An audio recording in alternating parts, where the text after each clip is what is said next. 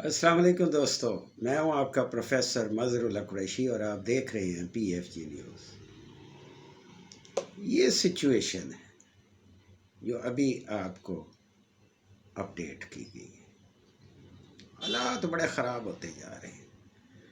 اس کی بنیادی وجہ یہ ہے کہ امریکہ کی ہپوکریسی جو ہے وہ آڑے آتی ہے، منافقانہ پالیسیاں ہیں ان کی۔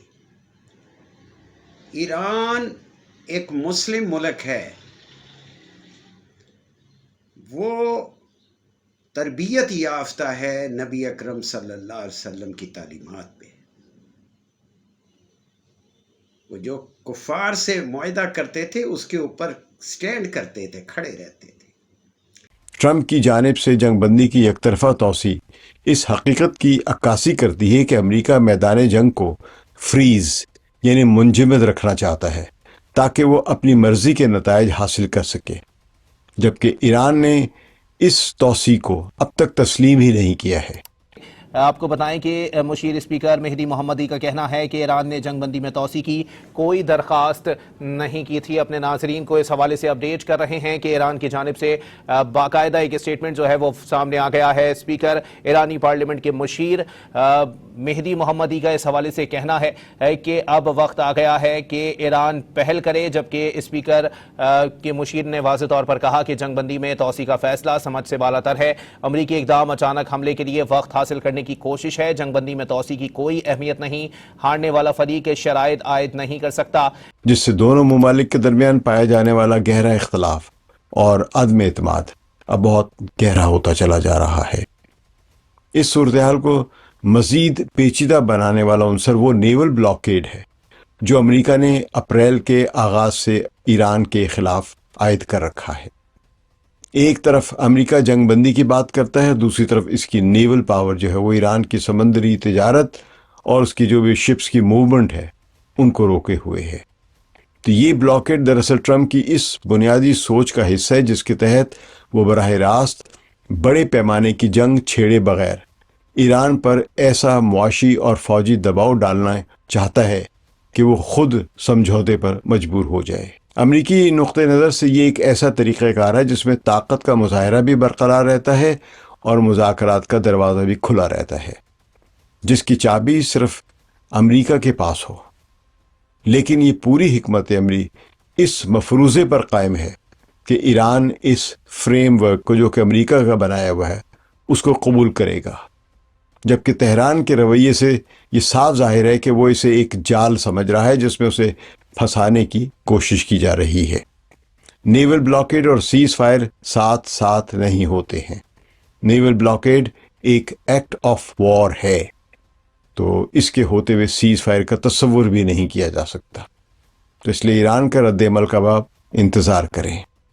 ایرانی پارلیمنٹ کی قومی سلامتی کمیٹی نے آبنہ ہرمز پر کنٹرول کا قانون منظور کر لیا۔ گزرگاہ عبور کرنے والے جہازوں سے فیس وصول کی جائے گی۔ حفاظتی خدمات کے تحت ٹیکس وصولی کا اختیار بھی ہوگا۔ جنگ بندی میں توسیع کے اعلان سے پہلے پورے ایران میں ریلیاں، عوام کا فوج سے یکجہتی کا اظہار۔ اس اسٹریٹجک کھیل میں پاکستان کا کردار سب سے زیادہ حیران کن اور بحث طلب ہے۔ پاکستان جو بظاہر ایک سہولت کار ہے ان مذاکرات کے دوران امریکہ اور ایران کے دوران اور ایک ثالث کے طور پر سامنے آیا ہے۔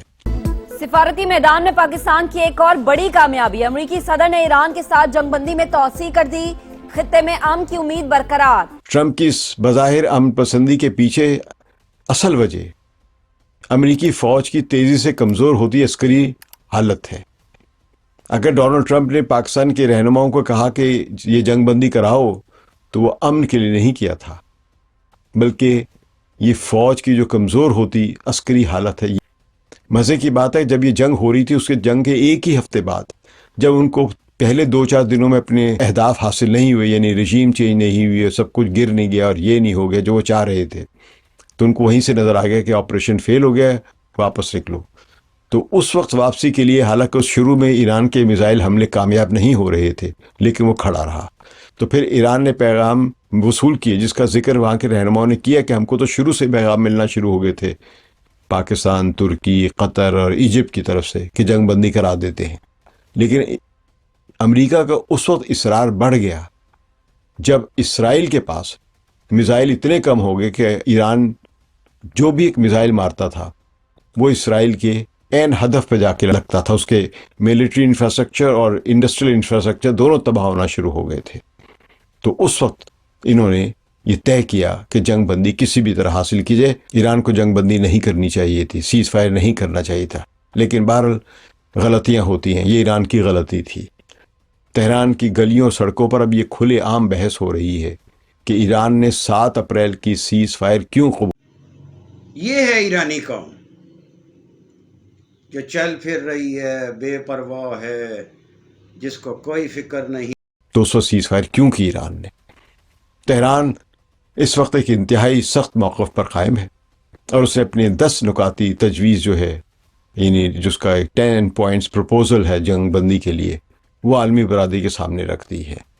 ایران کا مطالبہ ہے کہ کسی بھی مستقل جنگ بندی کے لیے پہلا قدم جو نیول بلاکیڈ ہے اس کا مکمل خاتمہ ہے، یہ تو گفتگو کے لیے ہے، اور اس کے جو فروزن ایسٹس ہیں ان کی واگزاری ہو، اور تہران کی خود مختاری کا احترام ہونا چاہیے، اور آبِ ہرمز پہ اس کا جو اختیار ہے، کنٹرول ہے، وہ اب ہمیشہ کے لیے تسلیم کیا جانا چاہیے۔ امریکہ ان شرائط کو ماننے سے انکار کر رہا ہے کیونکہ وہ سمجھتا ہے کہ ناکہ بندی یعنی نیول بلاکیڈ ختم کرنے سے اس کا دباؤ جو ہے ایران پر وہ ختم ہو جائے گا۔ ایران کے جو ملٹری آفیسرز ہیں اور ملٹری کمانڈ جو ہے، اور خاتم الانبیاء ہیڈ کوارٹرز جو ہے، اس نے صورتحال پر واضح کر دی ہے اپنا موقف کہ ان کے ہتھیار نصب ہیں، اور اگر امریکہ اور اسرائیل کوئی بھی شرارت کرتے ہیں یا بمباری کرتے تو مکمل ان کا عملہ جو ہے تمام ایک جو میزائل چلانے والا آدمی ہے اس کی فنگر ٹریگر پر ہے۔ ایران کے نزدیک یہ سیز فائر نہیں بلکہ ایک معاشی جنگ ہے، کیونکہ امریکہ نے نیول بلاکیڈ برقرار رکھا ہوا ہے۔ ایران کے سامنے اب 3 واضح راستے ہیں۔ پہلا راستہ جوابی ضرب کا ہے، یعنی اگر انہوں نے ان کے جہاز پر، کمرشل شپ پہ حملہ کیا امریکہ نے ایران کے شپ پر، تو ایران بھی جوابی کارروائی کرے، یعنی امریکی جو نیول فلیٹ یہاں پہ موجود ہے اس پر حملہ کرے، یا اسرائیل پر براہ راست حملہ کرے، جو مکمل علاقائی جنگ کا آغاز ہوگا۔ دوسرا راستہ اسٹریٹجک صبر کا ہے، یعنی انتظار کرے، ناکہ بندی کی خاموشی سے برداشت کرے جو بھی ہو رہی ہے اس کو، اور ایران نے اس وقت اپنی اتنی انڈیورنس قائم کر لی ہے۔ انڈیورنس یہ نہیں ہوتا کہ حکام کہیں گے صبر کرے، ایران کے عوام بھی یہی چاہتے ہیں کہ ہم تباہی دیکھیں گے، جتنی بھی وہ بمباری کرتے کر رہے، لیکن ہمیں اس جنگ کو فیصلہ کن نتیجے تک پہنچانا ہے۔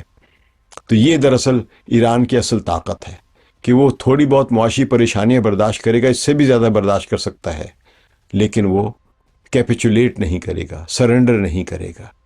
تیسرا راستہ پاکستان کا بتایا ہوا راستہ ہے، لیکن ایران اس کے لیے تیار نہیں ہے۔ یہ سیز فائر کسی تحریری معاہدے کے نہ ہونے کی وجہ سے محض ایک پردہ ہے جس کے پیچھے کسی بھی وقت اہم شخصیات کی ٹارگٹ کلنگ یا اچانک حملوں کی منصوبہ بندی کی جا سکتی ہے۔ ٹرمپ کی تاریخ گواہ ہے کہ وہ معاہدوں کو توڑنے اور اچانک عسکری مہم جوئی کرنے یعنی حملے کرنے میں شہرت رکھتا ہے۔ وَإِن نَكَثُوا أَيْمَانَهُم مِّن بَعْدِ عَهْدِهِمْ وَطَعَنُوا فِي دِينِكُمْ فَقَاتِلُوا أَئِمَّةَ الْكُفْرِ إِنَّهُمْ لَا أَيْمَانَ لَهُمْ لَعَلَّهُمْ يَنْتَهُونَ۔ اور اگر عہد کرنے کے بعد اپنی قسموں کو توڑ ڈالیں اور تمہارے دین میں طعنے کرنے لگیں تو ان کفر کے پیشواؤں سے جنگ کرو، یہ بے ایمان لوگ ہیں اور ان کی قسموں کا کچھ اعتبار نہیں، عجب نہیں کہ اپنی حرکات سے باز آ جائیں۔ أَلَا تُقَاتِلُونَ قَوْمًا نَكَثُوا أَيْمَانَهُمْ وَهَمُّوا بِإِخْرَاجِ الرَّسُولِ وَهُمْ بَدَؤُوكُمْ أَوَّلَ مَرَّةٍ أَتَخْشَوْنَهُمْ فَاللَّهُ أَحَقُّ أَن تَخْشَوْهُ إِن كُنتُم مُّؤْمِنِينَ۔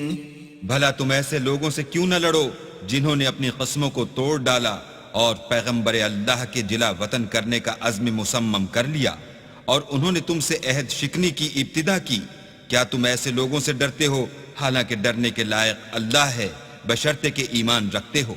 قاتلوهم يعذبهم الله بأيديكم ويخزهم وينصركم عليهم ويشف صدور قوم مؤمنين۔ ان سے خوب لڑو اللہ ان کو تمہارے ہاتھوں سے عذاب میں ڈالے گا اور رسوا کرے گا، اور تم کو ان پر غلبہ دے گا، اور مومن لوگوں کے سینوں کو شفا بخشے گا۔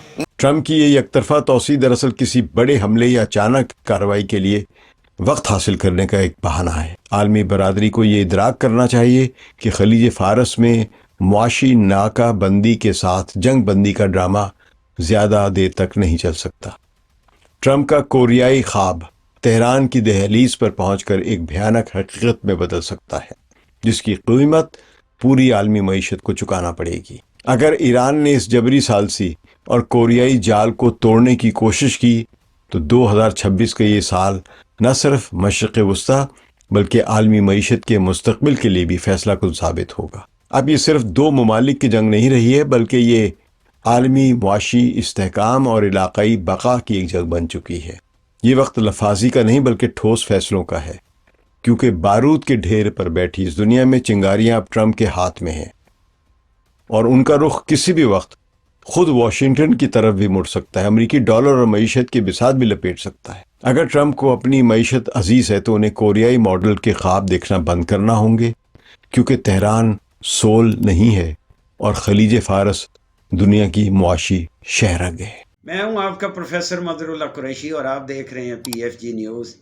یہ خبریں ہیں جو اپڈیٹس اس وقت کی ہے، لیکن پاکستان اپنی اسلام آباد امن ٹاک کے اوپر بھی کوششیں جاری رکھے ہوئے ہیں کہ کسی طریقے سے یہ جنگ ٹل جائے اور سیز فائر لمبا ہو جائے اور جنگ نہ ہو۔ اب دیکھیں کیا رنگ نکلتے ہیں، آپ بھی ہیں میں بھی ہوں۔ میں انشاءاللہ آپ کو ساتھ ساتھ اپڈیٹس دیتا رہوں گا۔ جو دوست نئے آئے ہیں ان سے گزارش ہے کہ وہ PFG نیوز کو سبسکرائب بھی کریں، لائک بھی کریں اور شیئر بھی کریں۔ ہمارا یہ PFG نیوز بزنس اپرچونٹی کے اوپر ہے۔ ہم یہ جنگ ونگ اور اس کے سیاسی گفتگو بامر مجبوری کر رہے ہیں، ورنہ ہمارا پورا موضوع ہے کہ ایران کے ساتھ ٹریڈ کیسے کی جائے اور ایران کے ساتھ اسمال بزنس والے ٹریڈ کیسے کریں۔ یہ بنیاد ہے ہمارے PFG نیوز کی۔ ہم جنگ کے اوپر اپڈیٹس بامر مجبوری حالات کی وجہ سے آپ کو دے رہے ہیں، ورنہ ٹریڈ کے اوپر یہ ہے ہمارا، اور بزنس اپرچونٹی کے اوپر ہے۔ ہمارے ساتھ جڑے رہیں۔